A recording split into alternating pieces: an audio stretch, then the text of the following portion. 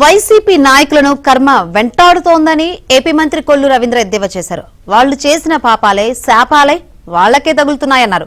చంద్రబాబు పవన్ కళ్యాణ్ ని విమర్శించే స్థాయి పేర్ని నానికి లేదని మండిపడ్డారు. ప్రజలు చీకొట్టిన వైసీపీ నాయకులకు ఇంకా బుద్ధి రాలేదన్నారు. ఇళ్ల మీదకు వచ్చి కొట్టే పరిస్థితులు వచ్చాయన్నారు. ఇకనైనా తీరు మార్చుకోవాలని హెచ్చరించారు. కారు కోతలు కూసే ఏ ఒక్కరిని వదిలే ప్రసక్తి లేదని మంత్రి కొల్లు తేల్చి చెప్పారు.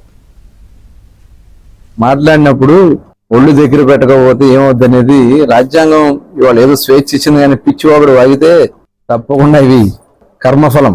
ఈ రాష్ట్రాన్ని సర్వనాశనం చేశారు. దరిద్రులందరూ ఏకమవుతారని ఉంటది సామెత.